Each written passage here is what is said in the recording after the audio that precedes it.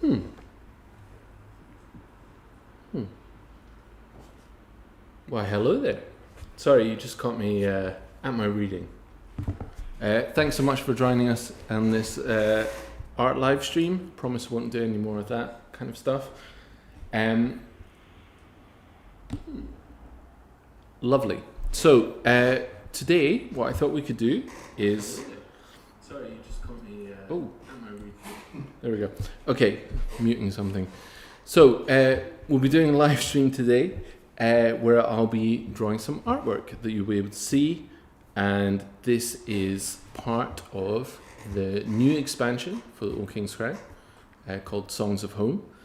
And we'll be fielding questions, so if you've got any questions at all, you just let me know, and you'll see just how slowly I draw things. And you can get a sense of how excruciatingly slow this whole process is. Okay, so I think you might be able to see what I'm drawing currently.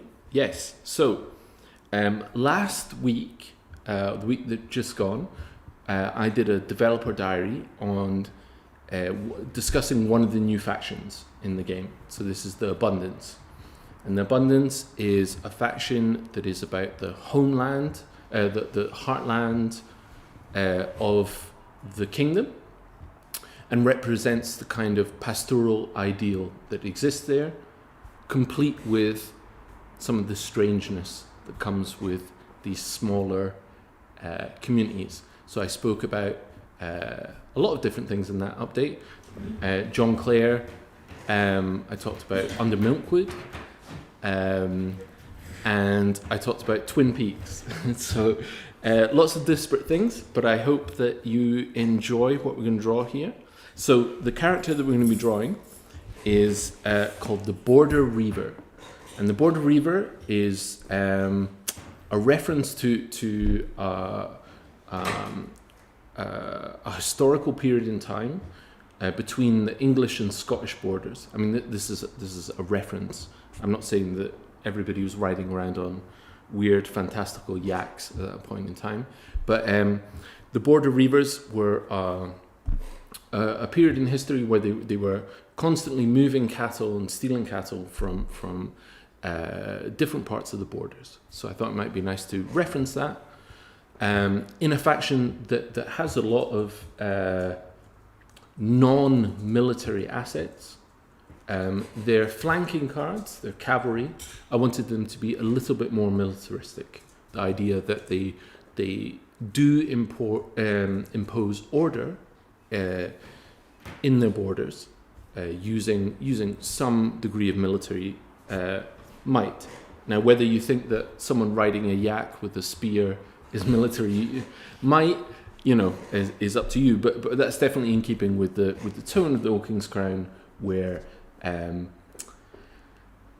it's not so overtly aggressive all the time. There are sites of power, for example, for the uprising. There are a printing press, or there is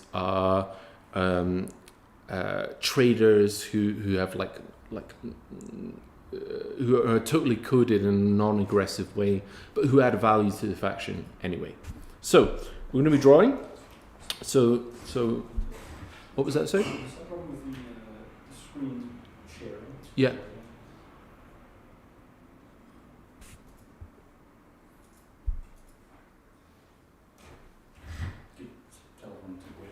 Okay, sorry.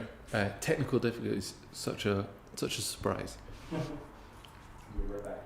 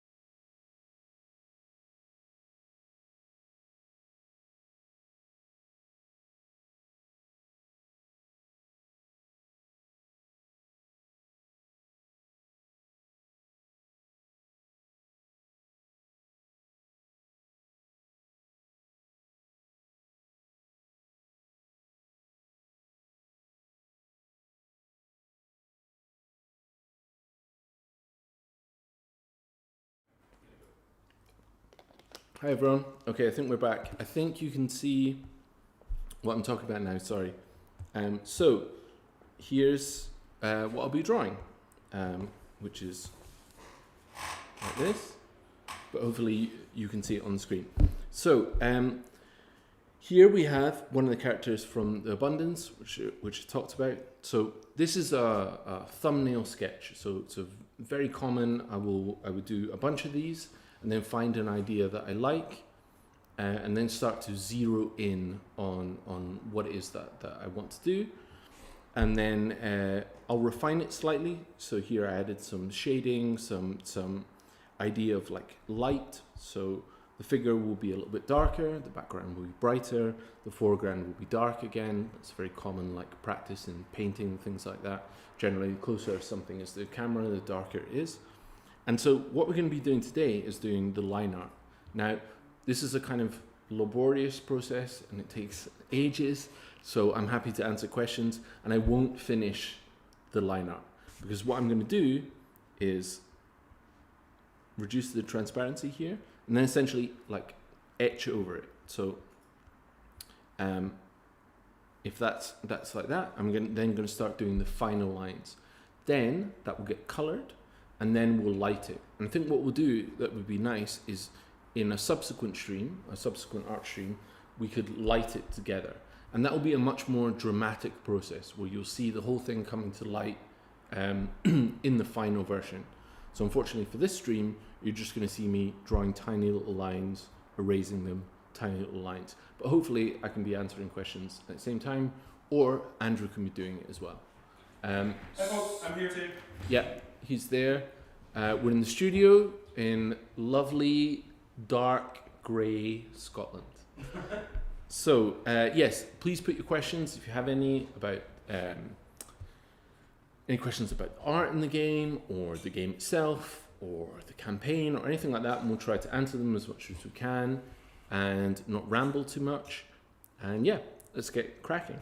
So I'm going to start drawing. So here we have this figure, and now what I'll do is I'll start drawing it. So generally, I would like to start with the key asset in something, which if it's a human figure or anything that's anthropomorphic, I generally would want to get that in place. So we'll start with the head and we'll see how I can do this. So I'll create a new layer. I'll create an extra one just for a bit of space, and I'll start drawing.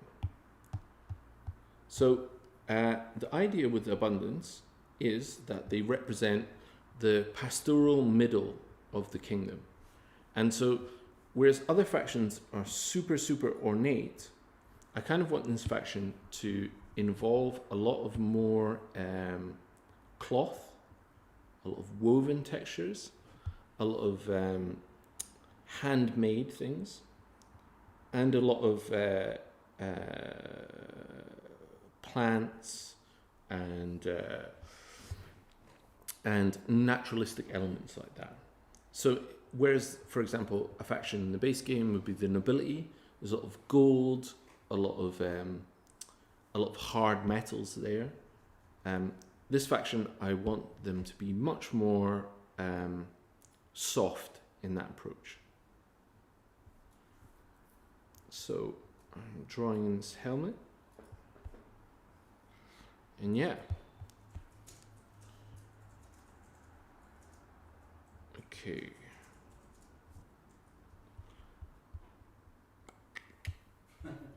So care to guess how many times you restart a count? Is that How many what, sorry? How many times do you restart a drawing before you settle on your like a completely horrible criminal amount of time.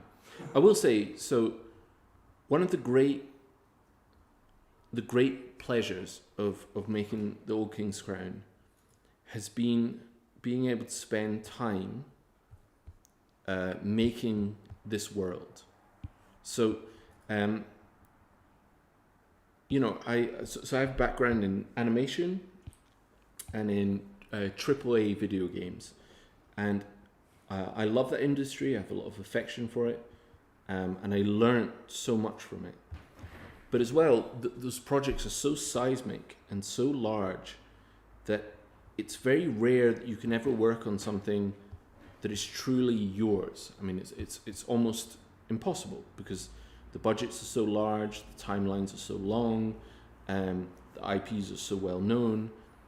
So to be able to work on something that is uniquely ours for such a long period of time, because the Old King's Crown took so long, and this process itself, as you'll see, it's very slow, takes a long period of time, is just such a privilege.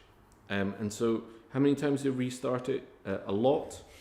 I wouldn't be allowed to do that on other jobs, but I'm allowed to do it here because, hey, I'm the boss.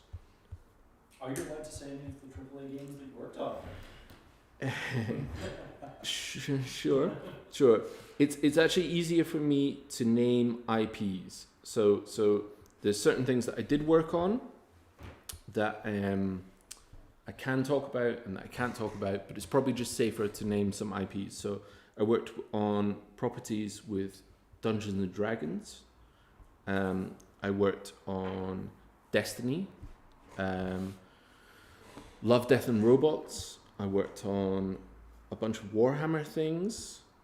I worked on Transformers, The Walking Dead, and a whole bunch of other things that's probably a bit safer that I don't actually mention even the things. But yes, a whole bunch of things, a whole bunch more as well.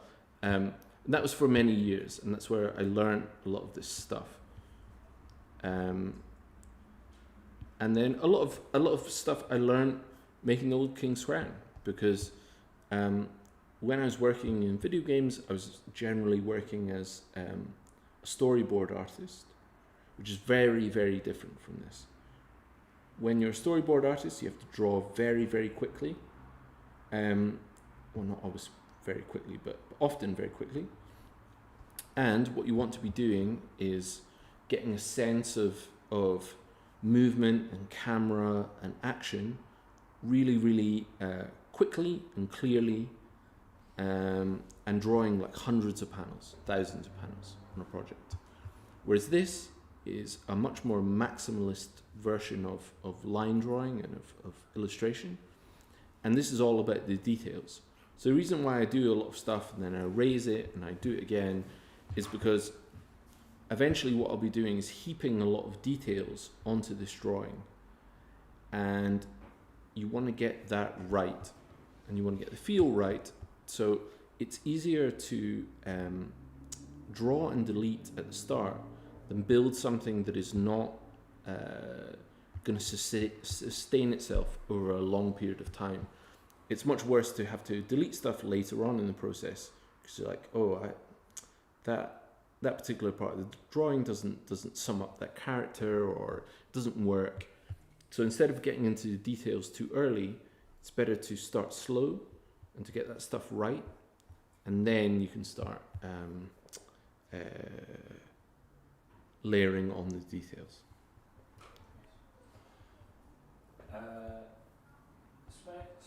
Sporanky Pranks, thank you. Says, hi Pablo, thanks for doing this. I know a lot of thought and love goes into the world building for each faction. What kinds of animals would you like to showcase for the abundance? What kind of animals? Yeah, animals specifically. Oh, interesting. Well, I guess the biggest animal concern for the abundance is what legendary creature they'll have. So there's an expansion that we made for the Old King's Crown called the Waking Kingdom, and in that expansion there's a legendary creature for each faction, and it sort of sums up what that faction is about. So much so that the Uprising do not have an animal, but they have like an embodiment of a train. The idea is it's progress, right?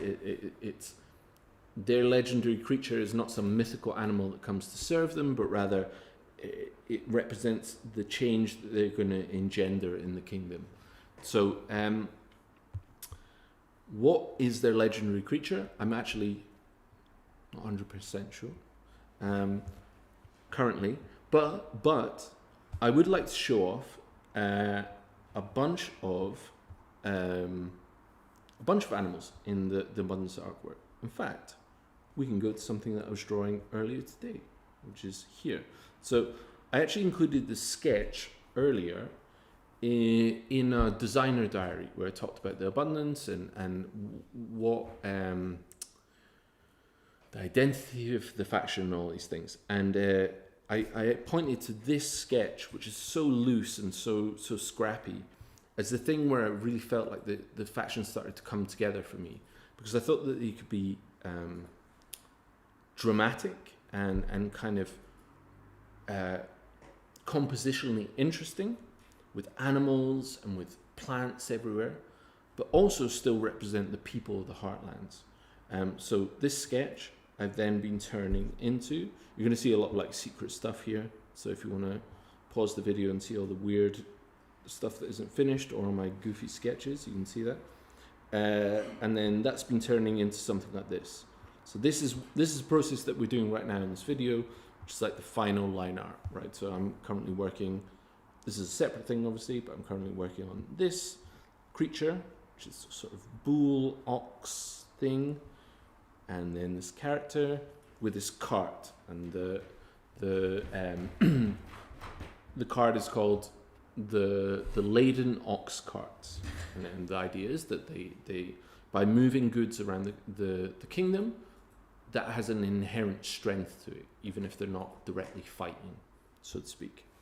A kind of mercantile value to it.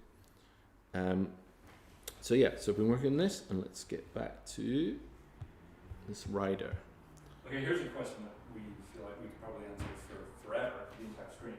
What's your favourite game behind you that isn't the Old King's Crown? Oh no, well the problem is I'm just going to turn away from the, I'm going to stop drawing. Hang on a second, what was the question? What's your favourite game that's right behind you? Oh Jesus. This is more of a memory test. What's behind you? Well, hey. Hang on a second. Well, no.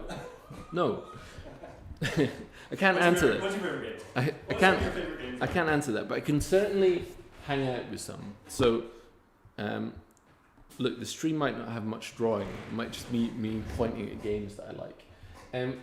So, I mean, what? That's not fair. Look, okay, so the ones that come to mind immediately, and I'm not picking these and saying that the others are bad or anything like that. Omen, I think is amazing, and there's Pariahs as well. That's published by Smallbox Games, and that's run by a single person called John Cloudis, who does all the design work and he hires artists. But what I love about John Cloudis is that he does these small box games in the title, but he's always experimenting, always doing weird iterations on systems. They're always strange and interesting, and he makes these little games and gets them out there, and they're kind of little self-contained like gameplay capsules. What else? Ortus Regni, I think this is an incredible game. Annullet, which is the game that we launched in this campaign, which is the little game set within the world of the Old King's Crown, which is designed to make you feel like you are in the taverns and halls of that kingdom, is inspired by a lot of old games, but I definitely was thinking about Ortus Regni when I designed that game. This idea, Ortus Regni is a modern game, but it was designed, you can see, to feel like an ancient game. I mean, it's a very weird game and kind of amazing. There's no text on the cards, and the cards' rules are kind of have to be internalized. So it's like learning a kind of language.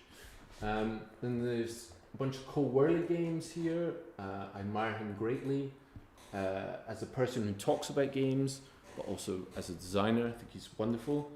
I have a huge soft spot for Tash Galar. There's, of all the games I own, I think that's the only game I have all the expansions for, except what is it called? The Lucky Seven? Is that right? I don't know. The game by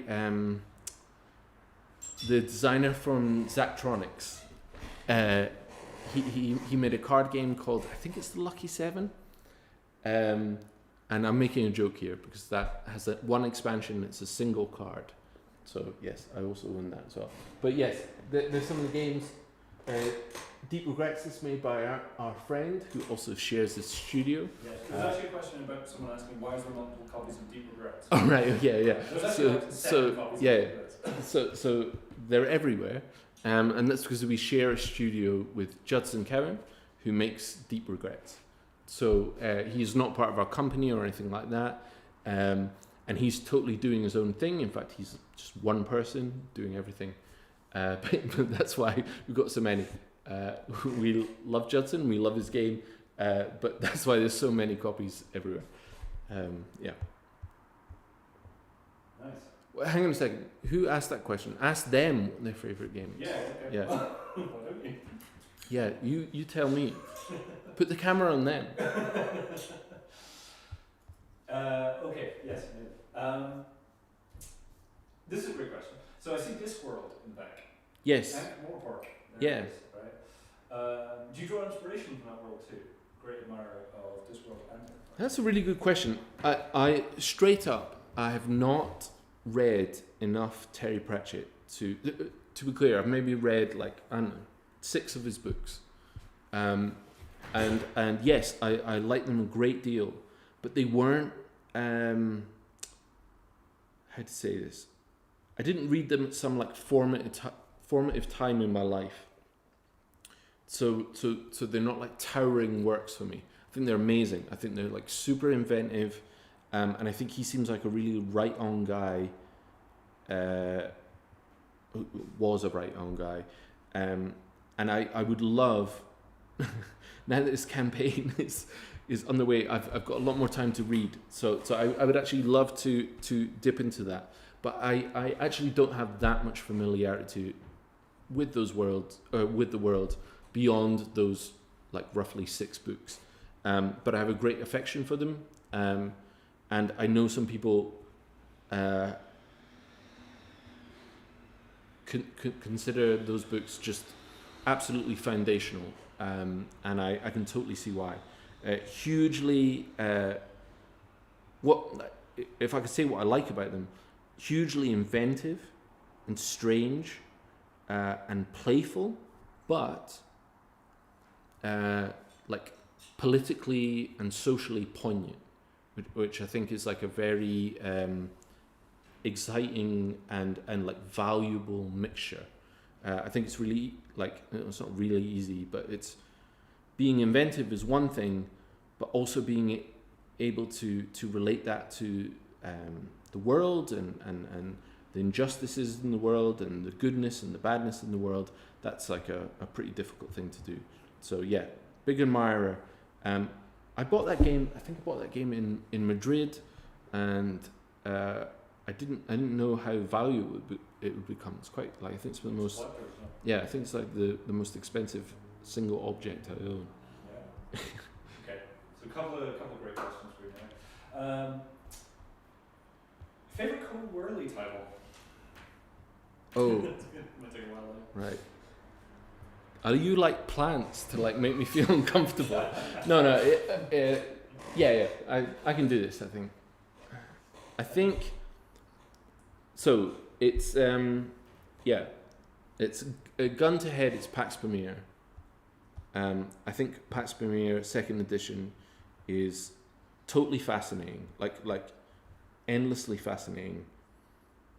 And I love solo design in that game by Richard Wilkins, known as Ricky Royal. It was that solo design that inspired me to kind of reach out to him and ask him if he'd be interested in working on the Old King's Crown. So yeah, I love that game deeply. I think it's incredible. I love its production. I think it's thoughtful. And then secondary to that, if that's like a whirligig game, Oath is an extra. Oh, shoot though, Arcs.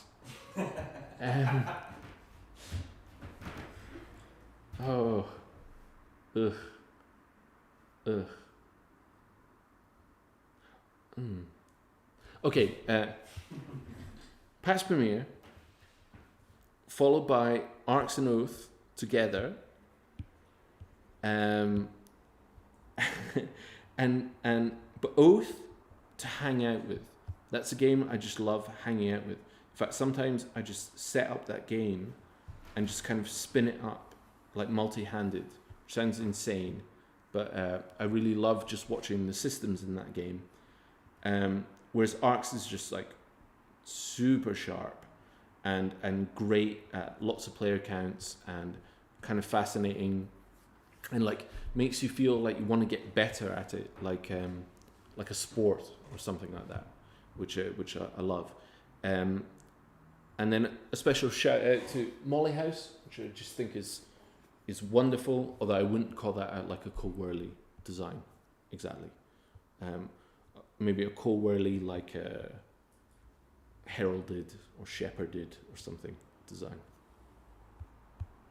Very cool. Oh, here's a cool question. Could you talk a little more about Gormenghast influenced the world? Oh yeah. King's Crown. Oh yeah. Such a unique book, and it's always struck with me. Yeah. The Yeah. influences really stand out. Yeah. Let's just end the stream here. Let's just talk about that. Yeah, I love those books. I recommend. Okay. So Gormenghast is a series of 3 books, and then some later ones written by his partner, like posthumously, but they follow the life of this ancient castle, which is the books go Titus grown, Gormenghast, Titus alone, and even the 3rd book is kind of strange in that it was written much later in his life, and he was suffering from some sort of degenerative cognitive illness like dementia or something like that, and it really influences the writing in such a profoundly like frightening and incredible way. But the first 2 books sit together much more coherently, and they kind of chronicle this ancient sprawling castle in this fictional kingdom and the inhabitants of that castle and what happens when social reform or like an upending reform arrives in a kind of firebrand character who kind of upends all these old orders. So you've got all these kind of ossified practices that are part of this kingdom and how the castle runs, and what happens when change comes to such a like staid and kind of forgotten environment. And it's amazing. The writing is really dense and flowery and incredible and poignant and funny and weird. And Mervyn Peake was a really interesting guy. He was also an illustrator. He did some incredible illustrations for Alice in Wonderland and Treasure Island. And he was also a war painter. He went to, I want to say he went to some kind of really rough places, like kind of death camps post-war, or at least towards the tail end of the war, and it really affected his writing and his outlook on things. Just an incredible writer, incredible artist. I admire him hugely. And he also wrote about the art of illustrating. He wrote a book called The Art of the Lead Pencil, which just talks about the value of just using a pencil and what you can achieve with the simplest of tools. Huge influence, and there's a reason why one of the characters in the game is called Titus. Outside of digital drawing, what's your favourite medium to use for illustration? Pencil, because if you make a mistake, you can you can rub it out. No, I love pencil. I think pencil's the best. It's messy if you want it to be messy. You can get like a super fine pencil and it won't smudge, like a really like what I'm trying to say, like a non-porous. No, that's not right. But you know, if yeah, you can use a pencil almost like ink. It can be indelible or close to indelible, or you can use it really softly. You can add light and shadow. You can erase it. You can smudge it. You can draw very quickly with it, which comes back to my life as a storyboard artist, where I like to draw very quickly. I like to draw very messily. So right now, what I'm doing is very, I'm like zoomed in and very precise and drawing lots of details. And that's because the world of the Old King's Crown, we decided early on we wanted this kind of maximalist look to the game. So you'll see that in the final line art, which I won't obviously finish tonight, it'll be abundant with details. But drawing quickly with pencil is also a very beautiful thing. And I think of someone like Kyle Ferrin, who's worked for Leader and now is making things with Buried Giant, and I just admire his art streams greatly, because unlike this art stream where you'll see me draw like 180 lines but they're all just super close to each other, he'll draw like 4 complete characters, sometimes even without any underdrawing. I think that's an incredible skill, and that comes from somebody who draws a lot with pencil or with ink and commits to those things. And because I'm non-committal, pencil is my choice when I'm not drawing digitally.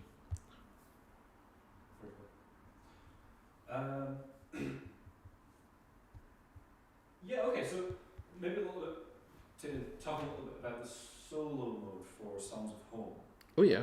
Yeah, what would we like to do with solo scenarios for Yep. Songs of Home? So the plan for the solo scenarios is this.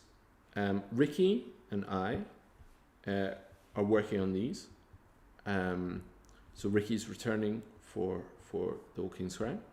And in particular, actually, probably the part he'll be most involved with will be the solo scenarios. So the idea is that there will be a solo booklet that will have a number of scenarios.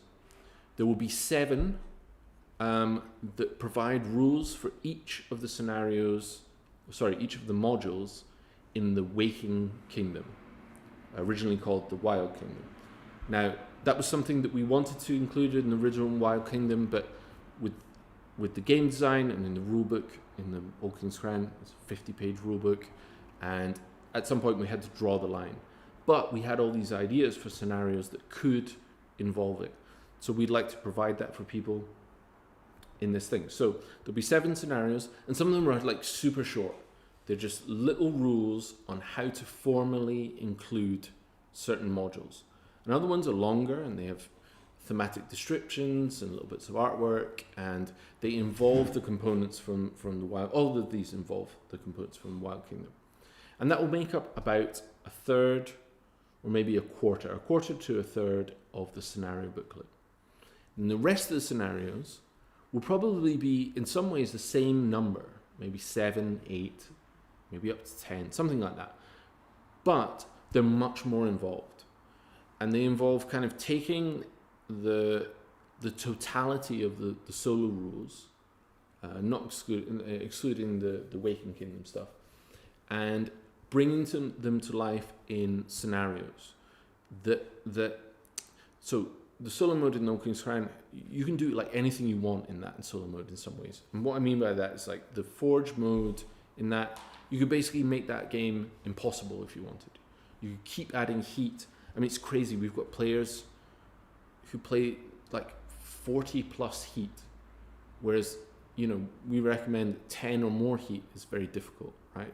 There's a lot of like crazy stuff that you can do that, but you can also empower yourself in a lot of ways with that system. It's just like a kind of endlessly moddable thing. And these scenarios just group a lot of this stuff together, but add thematic context, add a bunch of like illustrated elements, and also include some of the extra new solo things that we're doing, and look at the new factions, and look at the city. That also all this stuff comes in the Songs of Home expansion. So it's like a whole. It's a whole way of playing the solo mode where you just go, I'm going to play this scenario, and it tells me exactly what I need, and I'm engaging with the Forge system and with all the systems of solo mode, but it's just prescriptively telling me these things, and I can play them. And some of those will be focused on co-op, which is like a part of the solo mode that we love, that was not very prominently pushed in the base game. The rules are in the base game, and people can do it, but obviously the focus is on the multiplayer game and the solo mode. Just we really like the co-op, so we're going to be doing that as well. So that's the focus. And then also in the solo mode, there will be more. So more Forge cards, i.e. you can further define your solo opponents and create new builds, basically endlessly. New threats, that's the things that are inside the fog that represent the kind of powers in game of the simulacrum.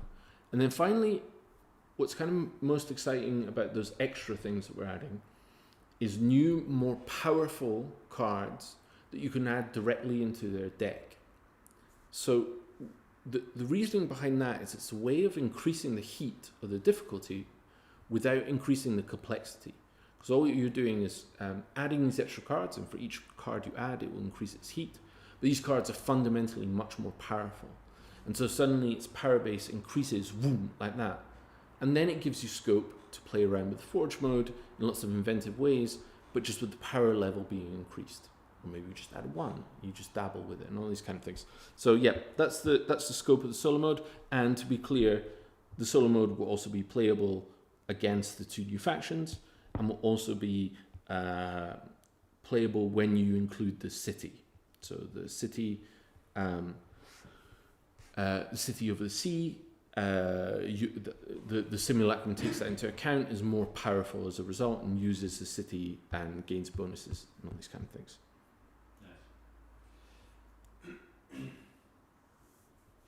Here's the next one. I often see speculation on the Old King's Crown canon. Do you have a headcanon of concrete story with the characters and their relationships, or are they more artistic, symbolic representations of their factions? Yeah, it's a great question. So we've been working on this game for a very long time, and naturally you develop like affection and preference for certain things, and yeah, internal stories start to build. I definitely, gun to head, would be able to tell you what I think is the prescriptive narrative, but I'm actually just not interested in that. I think a lot of old CRPGs, so like something like Baldur's Gate 1 or something like that, and the power that they could have in something like that to like conjure up a scene without having to show it. They could say, hey, this thing happens and this character is doing this while you're talking to them, but it's just a text box. The freedom that allows you to be, allows your imagination to fill in the blanks is hugely powerful. So while I have opinions about what I think the story is, I'm perfectly comfortable to let the audience make some of their own decisions. And it's my job, and it's our job, to seed in notions about what these things are. So I think there is a difference between ambiguity and like emptiness. I don't want to suggest this is just like an empty world, but rather that I think that in the space that those ambiguities provide, I think that there can be multiple things. That the whole game of the Old King's Crown starts with two different opinions. The king was loved, and he died surrounded by the people he loved, and the king was a tyrant. And that happens in the same like opening blurb of the game. And I think that's interesting, because was he one or the other, or was he both to different kinds of people? Was he oppressive to certain people and loved by others, and so on. So I think that's interesting, much more interesting than, the guy got hit with a hammer or something. Okay, great question. How do you choose where to place a number value on the cards? Is it based on how valuable they would be in a conflict, or how much that faction values them in society, or is it something else? Oh, such a good question. It's certainly not just about strength, like as in military strength. Because in a way, I've always thought that the conflicts in the Old King's Crown as like the military fights are happening kind of off camera a little bit. A lot of the fights in the Old King's Crown, the more military fights, I think happen, when you place your supporters down, for example. I think of those supporters as maybe they're the armies, or they're the people marching on your behalf, or they're the people, on the streets. And it's the characters, the cards that are affecting some kind of narrative change. They're the kind of principal characters in the story because they're the camera is following them. So no, I don't place total value on strength, although sometimes that comes into it. I think of there's plenty of examples where obviously military strength or martial strength is definitely informing the amount of strength that is attached to them. But I think just the totality of what that card contributes to the faction is a part of it. And also I would say the archetype. So archetypes are tied to strength in some ways, in that war machines typically in the base game and a lot in the new expansion have 5 strength as a base. So, but they're also invulnerable. So these characteristics start to inform what kind of characters those might be. For example, the followers, which are your kind of lower value cards that can repel agents, they're commonly people, like they're bodies of people. They represent kind of portions of society. And the idea is that an agent, when they come across, a large group of people or a kind of immovable group of people, because they just represent a chunk of that faction, cannot be just poisoned or killed. Whereas the individual characters, the captains, the heirs, all these things, they're much more vulnerable to assassination because they represent finite, singular representations of that faction.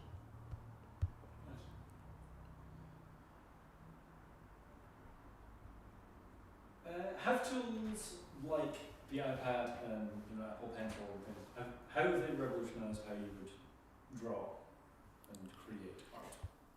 Well, okay, so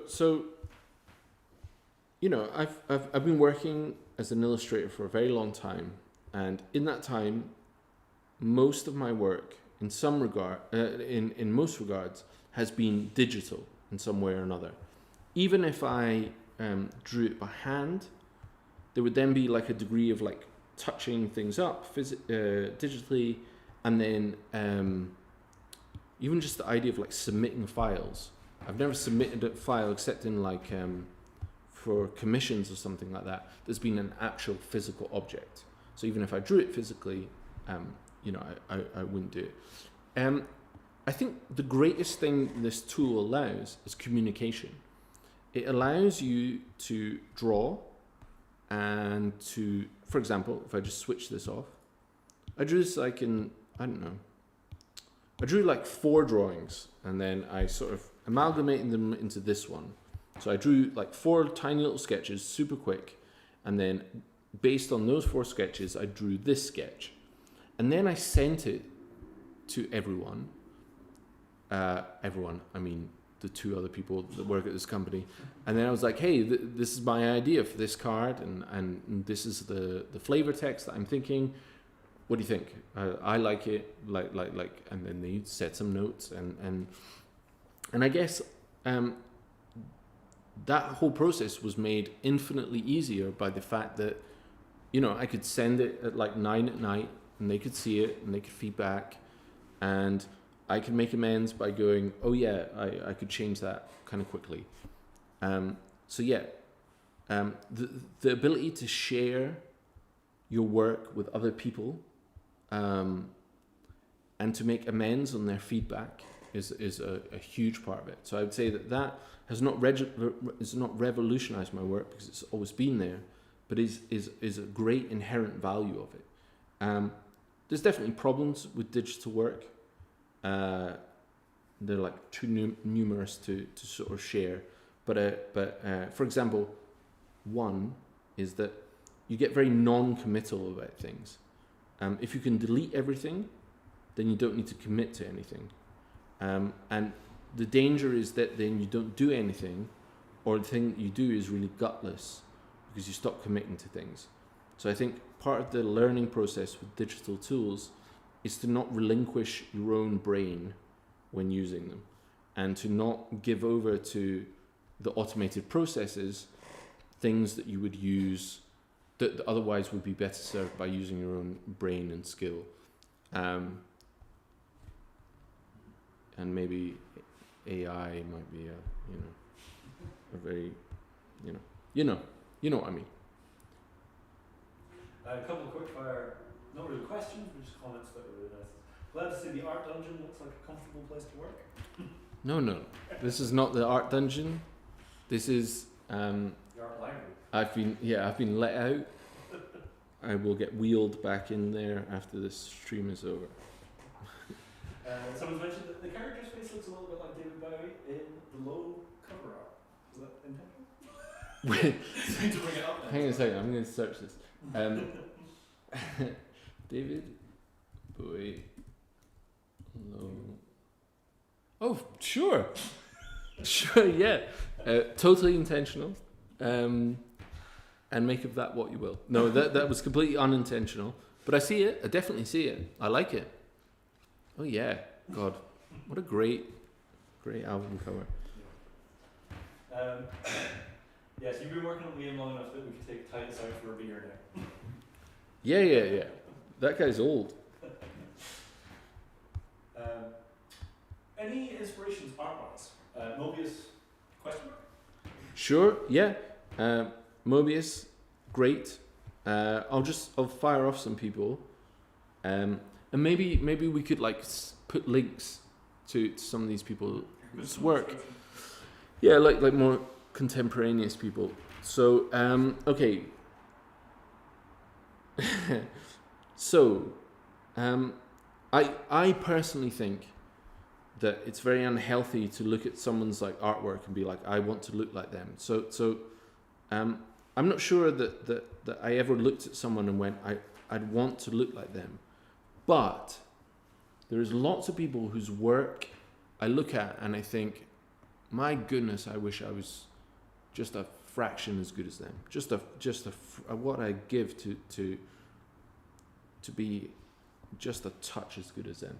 So people I think of like that. I think of Matthias Bergara. This is going to be painful. I'm just going to mispronounce all these people. He's in fact, actually, wow. I've got like a print here, right here. Really? Weird. That's a Matthias. I'm not going to pronounce this anyway. Jordi Lefabra, I think they're incredible. Emma Rios, amazing.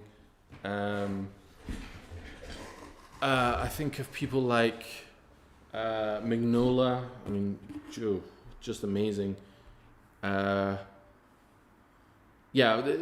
This is better served if I'll just write a big list of people that I think that people should check out. Someone mentioned that it sounds like your approach to kind of world building and design is a little bit like a From Software game. So the idea of like show and tell.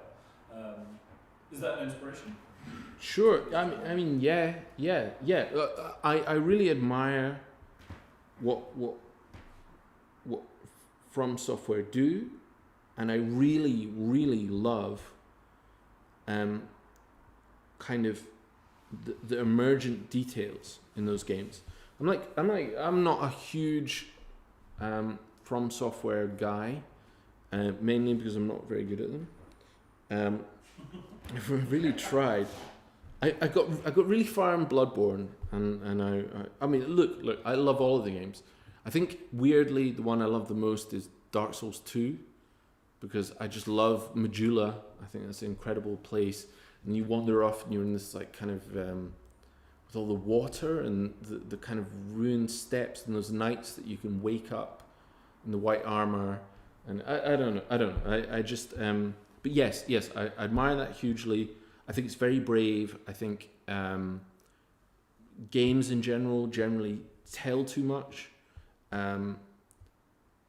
Like I'm not ragging on this game. Like this game is perfect in so many ways, but I think of Celeste, and I think that game does so much and is so powerful and so amazing, and I think it could probably do it with like half the dialogue. And in general, I'd probably approach that with a lot of things. I just think when you have the ability to tell a story, if you can give over some of that to the imagination, I just think that's a wonderful thing. To go back to Gormenghast, what I love about Gormenghast is that they're never like, oh, the castle is this big or has this many rooms, or if you walk for half an hour you'll reach here. Instead, it's this nebulous place that grows and swells and becomes small and becomes impossible whenever the story needs it to be, and as a result it gives the sense of a truly unconquerable place where your imagination can hang out in and not ever feel truly settled. It roams around, and I love that. And From Software do exactly that. Okay, good question. Everyone wants to know, votes or lore? What is in? which is more important, do you think? Oh, Impossible question. well, maybe in the current climate, votes. Eh? No, I don't know. I'm a lore guy. Right. I honestly think I'm a votes guy. Yeah. I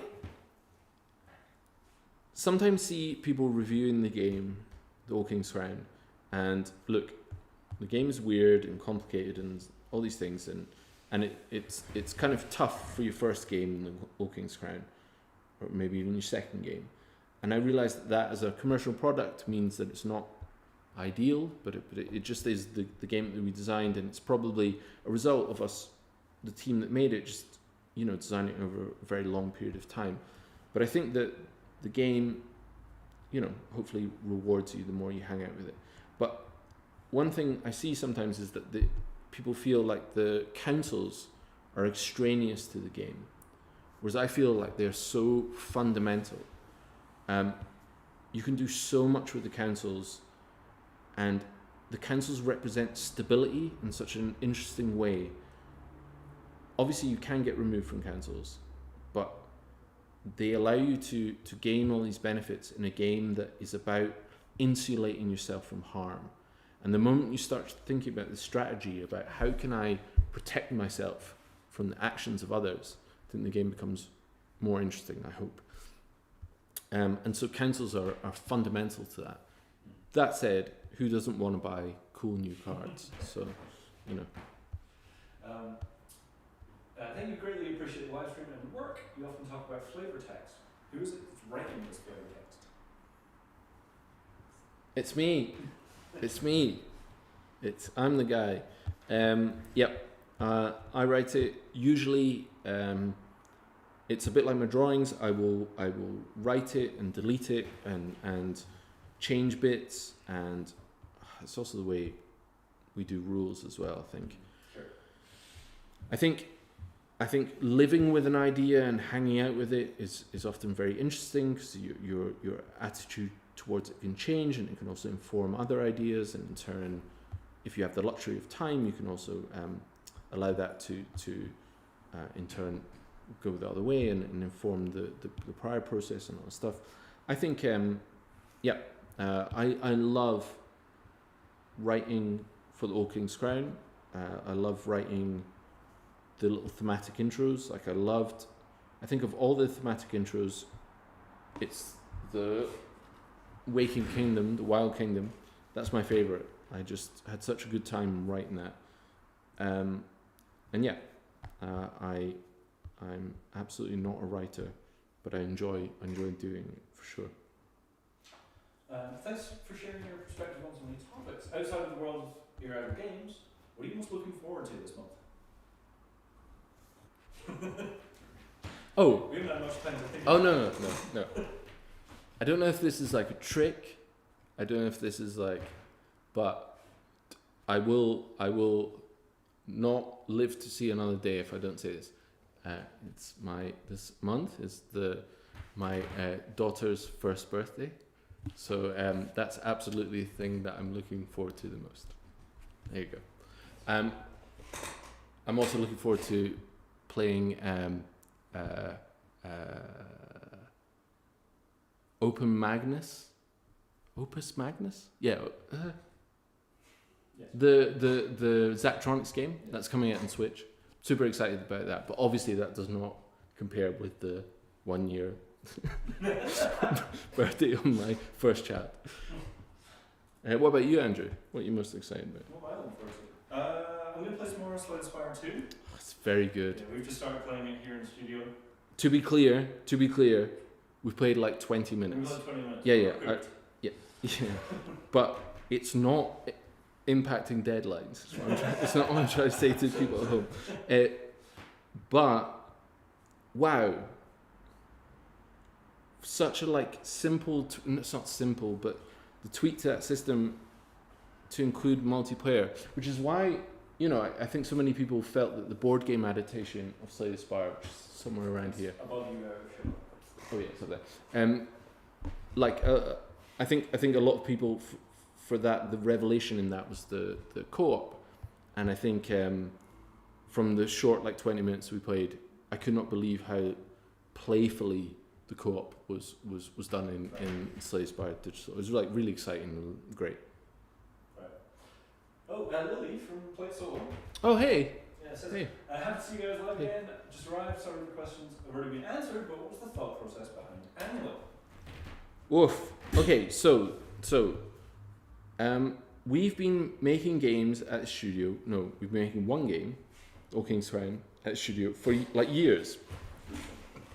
Years and years. Look, you can see how slowly I'm drawing. It takes ages. We've been working on Old King's Crown for years, and surprise, we also work on other things, and I really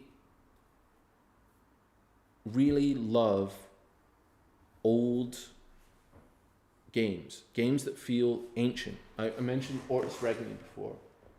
There's any number of other games that conjure up the spirit of old games. I just think there's something so exciting about a deck of cards, or something so exciting about a chess set, or Go. My goodness, Go!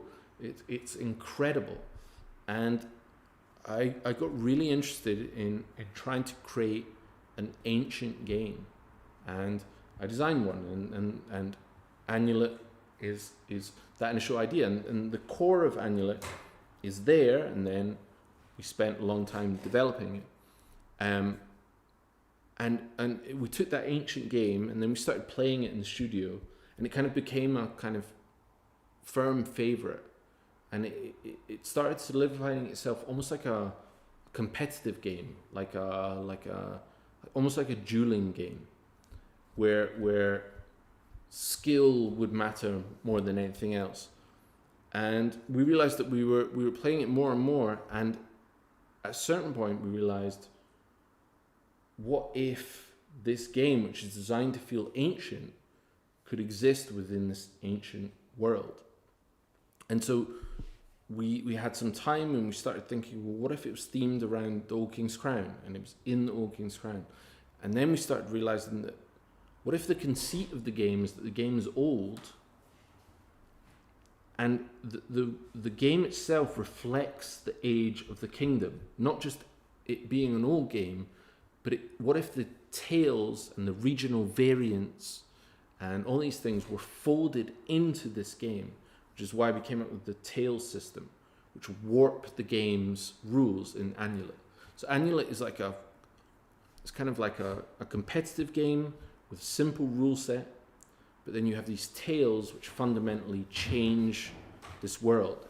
And the moment we started thinking of that, it really started to click for us. And then the final thing was, we were trying to come up with thematic names for things. And for example, the currency in the Old King's Crown is called influence. And that's meant to represent the abstraction of like military power and economics and popularity with the people and all these other things. And it's condensed into this kind of abstract term.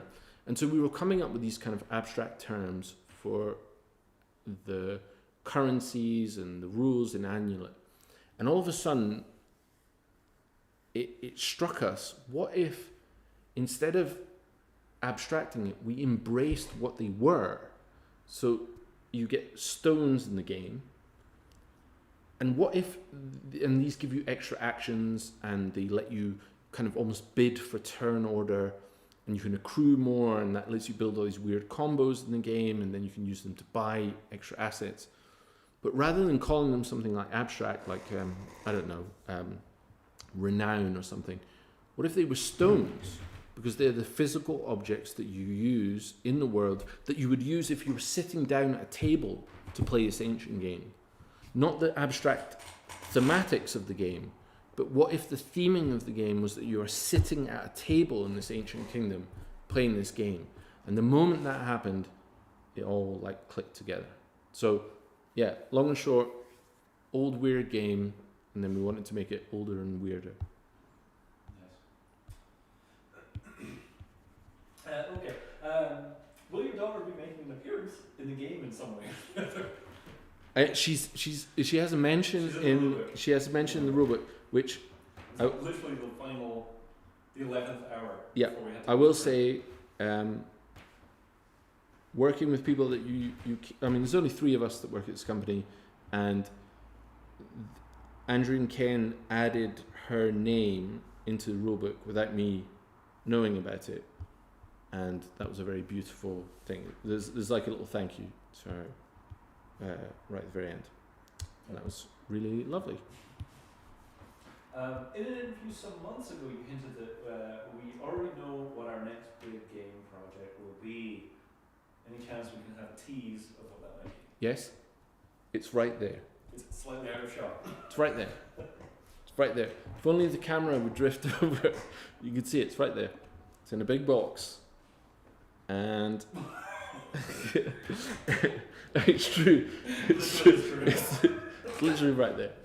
Yeah. Now would be the perfect chance for like fate to just like knock the camera over and just make us feel real dumb. It's right there. Yes, it will be. It's a game. It's. We've been working on it. We've been working on it at a much slower pace than obviously the Old King's Crown or Annullet, but it's like so excitingly playable. I will say it's not set in the same world as the Old King's Crown.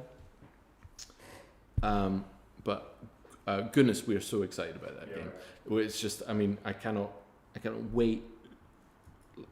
In the future, when we touch wood have time to work on it, if we're given that opportunity, oh boy, I cannot wait. But yes. Yes. Do you think all of your future projects will connect to the world of the Old King's Crown, or would you like to explore different settings and worlds? Although that said, I I think, There's some references. yeah, I think there'll be some references, and I think I've spoken about this before, but one of the great luxuries of the great privileges of working on this has been making something that is ours. And so we're free to kind of add references and to add thematic callbacks and all sorts of things like that. And I just think that that's a great lucky privilege. So yes, I'm sure that we would make some callbacks, even if it's not set in the same kingdom, so to speak. Nice, nice. Lots of mentions of the Royal Game of Ur and Tech in relation to. Oh yeah, Annullet. yeah. So obviously Yeah, great.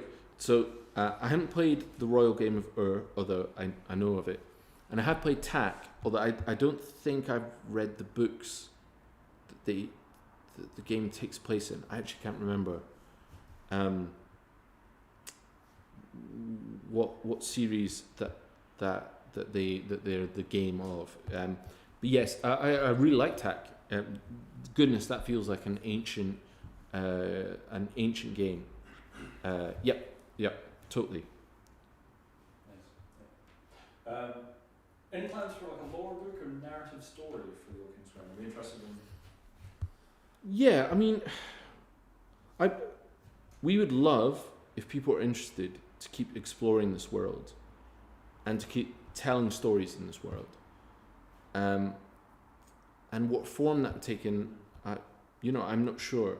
We were talking about the idea of like an RPG or. Yeah, I mean, if in fact, people are literally mentioning the Root RPG here. Is it any good, the Root RPG? I haven't played it. Yes, it's definitely something we'd like to explore, and we'd also like to keep filling the things that we make with. So one of the great exciting things now that the campaign is underway is that I am doing a bunch of artwork, and we are looking at flavor text, and we are looking at thematics, and I just think that stuff is amazing. So I can't wait to bring that all together in the new campaign and to have, hundreds more cards with flavor text and all this kind of stuff.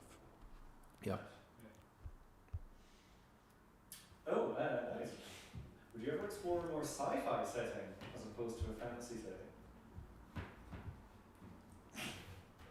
It's just there. It's just Funny good stuff. it's just right there.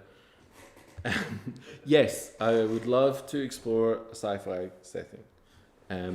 I think that sci-fi is incredible. Just like fantasy, it has the great ability to at once transcend the time that it's made in and to also say something about the time it's in. And I think that the language of sci-fi is super interesting. And yes, I would love to. And because my professional work when I worked in video games and in animation, a lot of that was sci-fi. I drew a lot of that stuff, so yeah, it would be a great pleasure to make a sci-fi game, and maybe that will happen one day.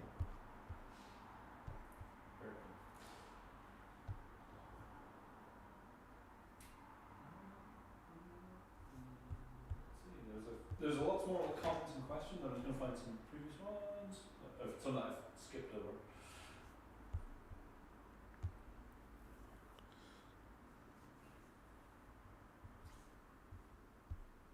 Oh, do you have any more comments, I guess, about the change to the abundance, which was something we talked a little bit about in our previous developer? Yep. Like, what was the inspiration for that sort of big change in direction? Yep. And form? So I did a designer diary around that, and I'll totally acknowledge that for some people they felt like the change was they preferred it the old way, or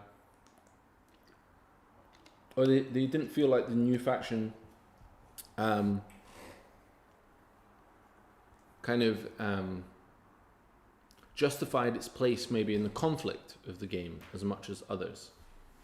And hey, that's totally valid. It's not my job or right to say that people are wrong about things, and they're not. They feel that way. For me, you know, on a base level, I felt like making another purely cult-like faction, which is what they were. They were like, and essentially, the position was the Abundants represent that something is wrong in the heartlands of the kingdom, and I'll just be straight up. I think the world is like really complicated at the moment and really messy, and I think that a lot of companies make a lot of money from dividing people. And I think that social media in particular, and the way we monetize engagement drives fractious interactions. It positions people on diametrically opposed sides, and it makes people feel like the other side is wrong and broken, and that people are fundamentally broken, and I don't know, I just wasn't interested in that. And I think that there is value in looking at a faction in this conflict whose existence and whose sustained existence is enough of a victory. Now, look, this is an abundance card. I'm not saying that they don't fight, and I'm not saying that they're not driven to assert themselves. They're not like a passive faction. You could see their victory as like enough economic dominance that they render any future monarchy inert, or you could look at it that their leaders become so embedded in the wider strata of the kingdom that they become immovable, or that they affect some great sea change, and that those owners of that land become the rulers of the kingdom, de facto rulers of the kingdom. Look at the way that voting majorities are made in certain countries, where small parcels of land have a lot of power because they represent a single portion, and if all these portions are grouped together, they have a huge control over these of voting patterns. This is a real thing, and so yes, that could be their victory. But I also believe that just them continuing to exist is a victory, because they represent the fundamental core of the kingdom, and if they can present themselves as valuable enough and as resilient enough to the conflict around them, then by surviving, their victory is that they continue to be whole and preserved, and this way of life continues to exist. And I don't know, I think that's a good victory. It's a different victory from the nobility that would want to instate a new king, or the uprising that would maybe want to engender or bring about a complete social reform. But I'll also say that the uprising, their site of power is a printing press, and so their victory is maybe more abstract than they behead everyone. Everyone goes to the guillotine, right? I don't know. So yeah, I totally respect that for some people that is not what they would like the abundance to be, but it's what we want them to be, and look, I'm drawing a guy with a half crook, half spear, so they're not all flowers. yeah, exactly. How many expansions like Songs of Home do we plan for? I'm asking because I'd like to have a big box, store it in, and is that something that we're looking to do in the future? So we would it would be a great, I cannot tell you what a great honor and privilege it would be to continue to make things for this game if people were interested. And we would love to keep making expansions. I genuinely don't know what that would entail. We have ideas for other expansions. In fact, there were parts of Songs of Home that we could have included and not included other sections, or included other factions, and we chose these factions. So yeah, we have ideas for other things, and we would love to keep making them. And at the end, when we're confident that we wouldn't be selling you a box that would then become redundant in terms of size and fitting things in, at the end we would totally sell a really good storage solution, and we'd work with a company to make sure that the storage solution was incredible and had loads of little bits for everything.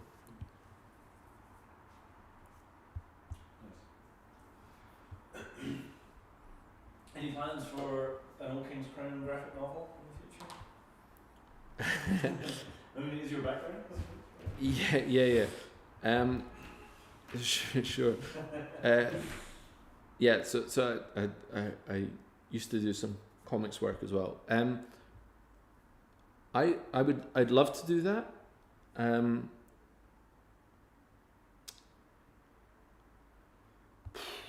Look, here's the reality. I'd love to do that, but it would take me away from making games. So, yeah, maybe in the future, and maybe be done by someone else. I don't know, it'd be weird, but maybe, and maybe that'd be really exciting, right? There's loads of artists that I really admire, or maybe I'd be introduced to new artists that I'm not familiar with that are really exciting. Yes, I could totally see that, and wow, it would be amazing if we got a chance to do that, but not. If I do it now, no more games.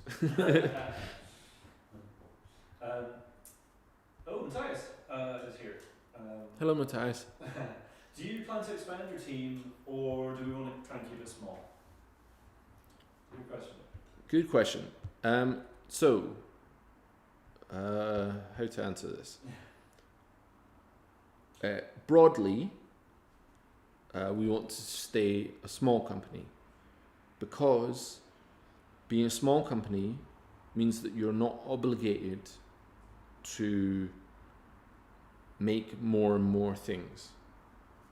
To be clear, we love making things and we want to keep making games, and for that to be our job and to do this. But if we hire lots more staff and we grow, that would also mean that we'd have to put out more, and putting out more potentially means compromise in quality, a dilution of vision,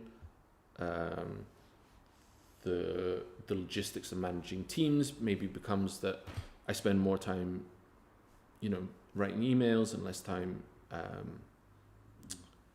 writing weird bits of flavor text or whatever, right? And I think,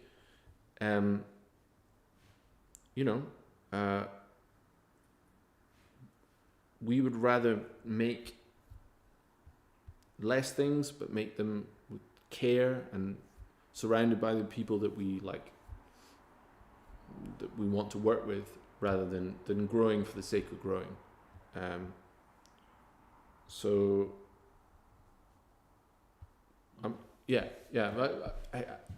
Truth is, we don't know, right? But at the moment, our plan is to stay small and to stay dedicated to the few things that we want to make. Yes. Could we have a peek under the hood of the Wandering and the changes that are ongoing at some point? Yes, for sure. So, to the person who wrote that question, could you clarify rules-wise or like thematics? And let me, if Andrew, if you could keep it, thank you. Sure. Yes. I think thematically we'll be talking more about that in an upcoming Dev Diary. Yep, and we'll also be touching on gameplay as well, for sure. Yes, for sure. What's your favourite character from the Old King's Crown? Just the look of someone. Never had to think of that question. Yeah, I'm going away now. My favourite character from the Old King's Crown. I have no idea. I need to like Google characters in the Old King's Crown. We No, have the character library. that's not true. Oh shit.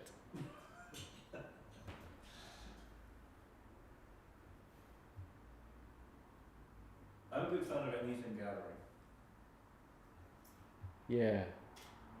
Yeah, sure. The Massmaker, I think that's my favourite. Just a weird guy. Yeah, he's a weird guy. They're a weird guy. I don't know. I love.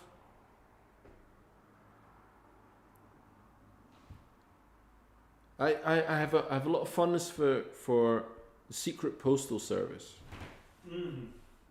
Because I guess like there's, I don't know, it's sort of tragic and like hopeful. It's like young girls sending these like birds off with messages during this time of conflict, and to get that into a game about like fighting each other, I don't know. I'm glad we were able to get stuff like that in the game, and kind of what that means. Yeah, I like that. The storyteller, the clans card, their like champion. Yeah. I really like the implication there that they were once this hero, but actually just the oral history of that faction being shared is enough to give them like a power. I think that's really lovely. Yeah.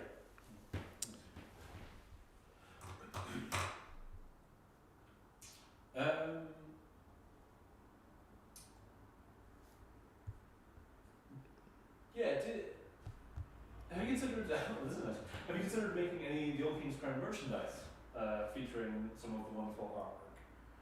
No. No. I don't mean to be dismissive of the idea. I think it's great. It's something we never. Yeah, we've never. Oh, actually, let's not pass the mug. Oh. So actually, technically, we do have these, but then that's because. They were one. Yeah. Yeah, our friend Judson, who we share a studio with, who is a designer of Keep Regrets, he gave us these as a little present, so we have these. No, I mean, yeah, that could be kind of fun, though. But no, I haven't really thought about it. I think Root has got the the market cornered in like stylish plushies. I don't think anyone wants a plushie of like the Massmaker, for example. I mean, maybe with like real ooze. Here's a very cool question from Lily again. Speaking of new factions and how they perform against the simulacrum, how do you go about balancing them versus the original factions? Woo! The big little question. Woo! Balancing new factions is really difficult. I'll just say that. I hope that people feel like we did a good job of balancing the original factions, and we have been hard at work balancing the new ones. One of the key ways that we do that is the new factions are more asymmetric. But asymmetric just does not mean having like lots of extra abilities. The way that we've paid for it is that in any way that they've gotten stronger, we've tried to give them also more pronounced weaknesses.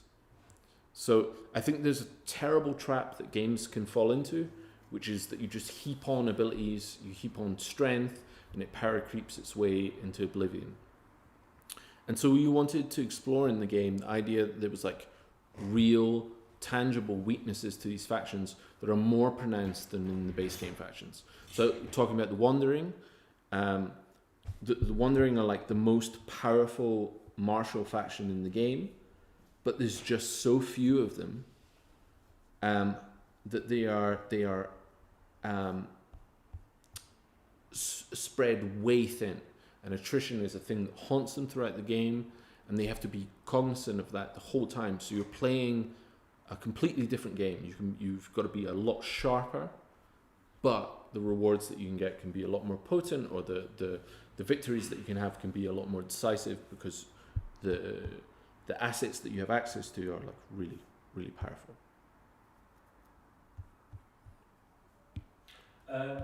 Yes. Okay, so a bunch of questions just kind of come through. Is there a vision for how a complete version of the Old King's Crown would look? Probably not. I think if we had an idea that we wanted to bring to reality, we would work on it. I don't think we're looking for like a final version. No, and I also think in some ways like the vision of the game belongs to the game as it exists. Yeah. So what I mean is like Songs of Home isn't released. In fact, it's still got a bunch of development to go. And so as we continue to create that, it will continue to kind of come to life, and it will kind of reveal more about the world and what we'd want to explore, or things that we would not want to explore. It's a world I'd like to, in a game system that I think has got a lot of ability to explore, and I'd love to keep exploring it, so long as it makes sense to. I think that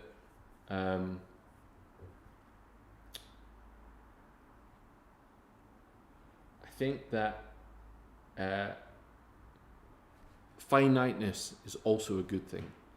I think that making something and concluding something, I think that the end of a story is as interesting as the middle of a story, or the potential for more stories. I actually think that it's fundamentally kind of uninteresting to keep digging into an idea once it's completed itself. So yeah, I think so long as the kingdom keeps calling us back, we'll keep going there.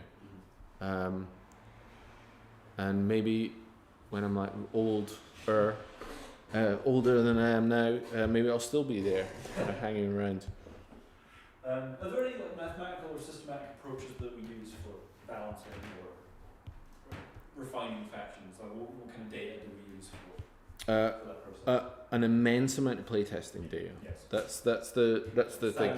So there's like an impossible amount of card interactions in the game. The flop in the river at the start of the Great Road has like a game warping effect in what you have access to, like the amount of lore that can be generated, or the amount of deadly, or any number of other like subsystems in the game can be fundamentally warped just by that single thing. Your card draw at the start for each faction can massively change that. Even like who holds turn order in the second round, like who's up ahead, huge. What cards you choose from your side of power, that's like massive. So no, we do a lot of balancing based around results. So we play games, we log the results, and then we log a lot of partial data within that, or like I should say like parcel data, like so who bought what at what time, what was the score at each round, that kind of thing. So there is all these trends that we can look at, but there isn't, I've heard some designers design things like, let's say there's an abstract value of 10, and any given power in a game can have like an abstract power of 10, and maybe you accrue that some ways, or you accrue it another way. There's nothing like that in the game. Like I don't fundamentally think that that's That's certainly not the way I'm interested in designing. So yeah. Nice. Hey, Jeffels is here. Hello. Do you think a faction drafting rule set, a la root ad set, is something the team will be interested in developing down the line once more factions are available? Yes. Yeah. Yes. I think that the root community and what they've done with the competitive scene there, I think is like genuinely fascinating. And I think we as designers can learn a lot. Any game designer can learn so much from the kind of competitive response to their game. If it's at all competitively inclined, or even just like very high level play, I think is like fascinating, and what it can yield. Often very surprising results, or very interesting results. So yes, I think that drafting would be super interesting. I think that you could draft a whole bunch of stuff. You could draft, the Kingdom deck if you wanted. You could draft in the city. There's a whole bunch of draftable elements within that, like the tiles in the city and all kind of things. I think there's a lot of stuff that you could do there that would play into factions and their strengths and weaknesses, stuff like that. Actually leads really nicely into the next question, which is specifically about the city. Can you go a little more into the thought process behind the market and accessing it via the ship that you'll get as part of obviously the Songs of Home expansion? Yes. What was the thought process behind this new module? Yeah. So we knew early on that we wanted to expand the world of the Old King's Crown as well as the factions in it. And one of the great things that we wanted to do, the great potential for the system, was to express your faction in different ways. So one of the main questions that we got about factions is, are you adding new cards to old factions? And for this expansion, no. I'll tell you why. I just want to cover that really briefly. The reason why we're not adding new cards to old factions for this expansion is balance. The idea that we'd introduce 2 new factions and then introduce a bunch of like extra cards for the old factions would be a monumental task to balance. One that I would not be confident that we'd be able to do well enough, so we're not doing it for this expansion. Rather, I'd want to have a bunch of factions and then add cards all at once, rather than 2 new factions and a bunch of cards. So that's the reason why we're not doing that. We don't want to break the game that we just put out and spent many years making. But what the city allows, and why it was so interesting, is neutral. And so they add neutral cards. So what does a faction do with these neutral cards? What builds can they do with these neutral cards? What if a faction decides they just want to build around supporters, and they start entering into an arms race where they're just buying these new, much more powerful supporters? How does that warp the game? And how does that involve the whole table? Because it's communal.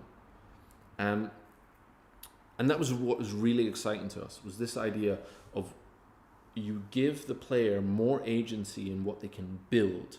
I think the game is already very expressive in what you can put together from the Kingdom cards and from this market of other cards.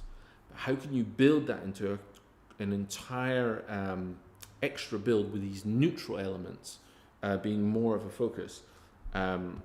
Was really, really exciting. And the reason why there's a ship and why you can claim it is because it does double duty. In autumn, you get a free visit to the city, which allows the game to not devolve into binary states where I win, so I get to go there and you don't. Rather, I get to go there in autumn and I can plan around that. But with canny play, can I also secure the ship another time, potentially go there, move my emissary, block another player that I know wants this asset, and so there's texture to that. Not only do I get to go there, but I can go there with a greater degree of impact.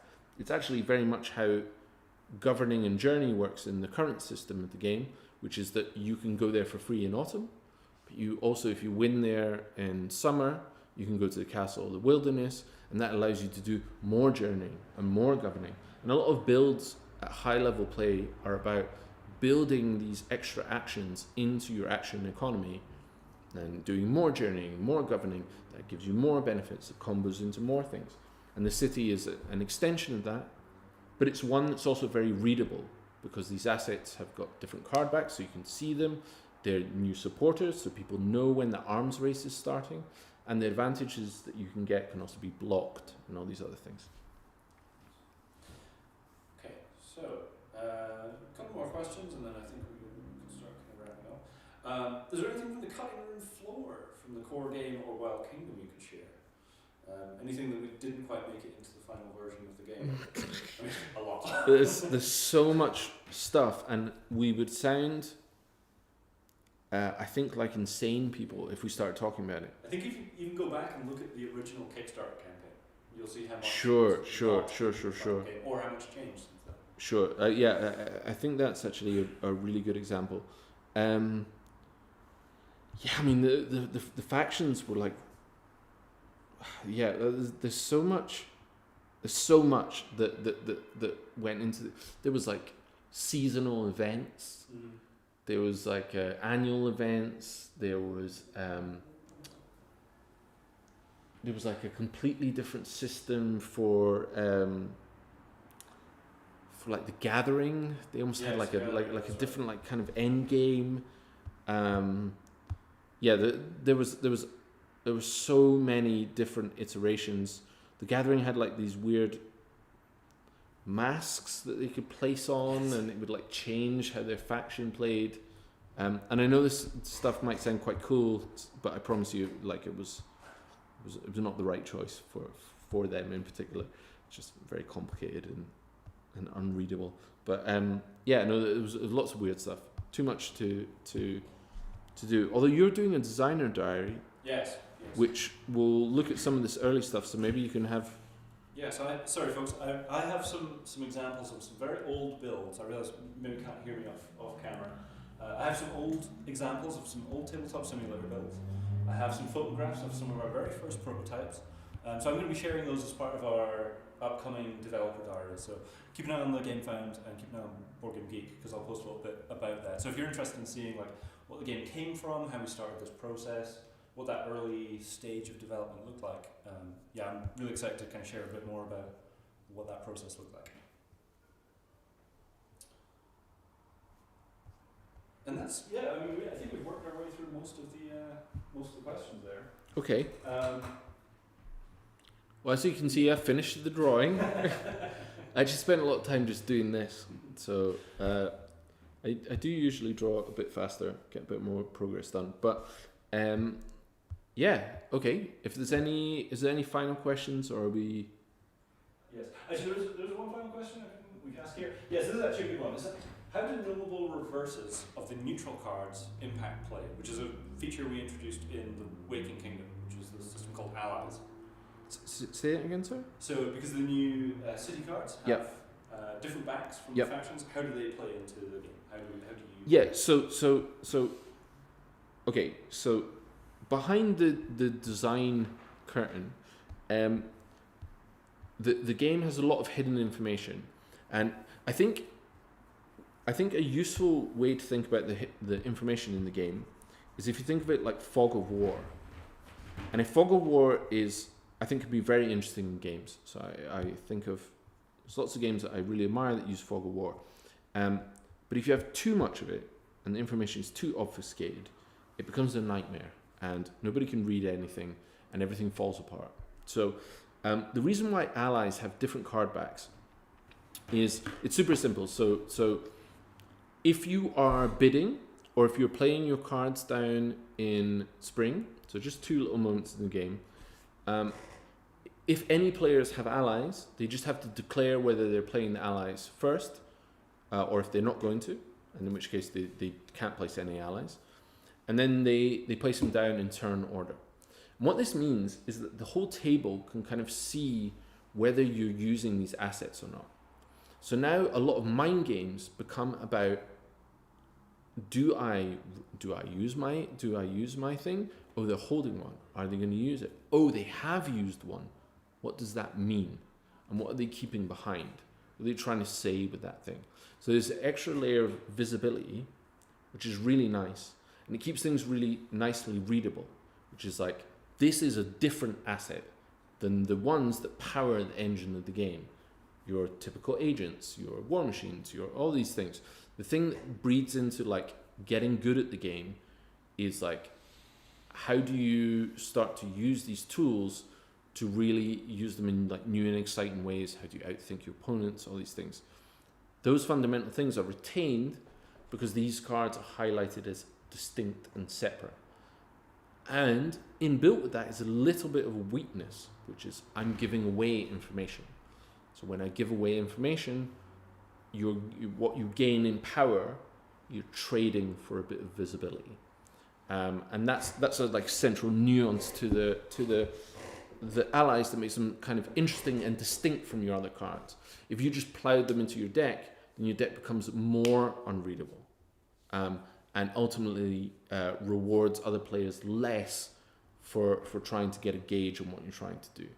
Whereas this is like, oh, you are placing one of those. Okay, I can make judgments about that.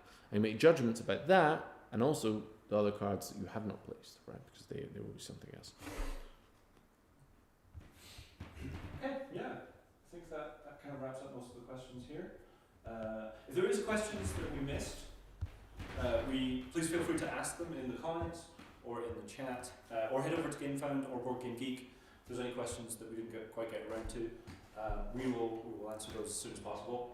But we will be doing more art live streams very soon. We'll have gameplay live streams. We will have plenty more to share. So live stream wise, we're gonna do another art stream. So I will finish this line art, which will be easier when I'm not doing this all the time, pointing at that, pointing over there at the thing, the secret thing. I will finish this in the next few days, and then when we do our next live stream, I will color it. I will do the lighting specifically, so you can see the final stages and see it being brought to life, and hopefully it will look nice. We'll also be doing 2 gameplay streams. We'll be doing one where we look at Annullet, and we'll be playing a grudge match, 2-player grudge match. And then we'll also play a game of the Old King's Crown with the city. So you can see a lot of what we were talking about right here. This arms race with supporters, these new interesting allies, these different trade districts that you get within the city are different each time. So we'll be playing with these. And I'm really looking forward to it. Okay. Well, look, thanks so much for joining us. It's been a pleasure. I hope that drawing just a few wee lines here was nice. I don't know. If you've got any questions about the artwork or anything like that, please feel free to get in touch. Thanks for your patience. We're very tired. It's been a very emotional couple of months. It's been great, and just your support has been incredible and hugely humbling, and I can't believe that people are playing the game the way they are, and I don't know, it's just amazing, and it's impossible not to feel partially insane as a result. It's just amazing. So thank you, and I hope that, if you think we're doing a good job, that you keep thinking we're doing a good job, and we'll be very contactable. So stay in touch. Thank you, everyone. Yeah, thank you. See you next time.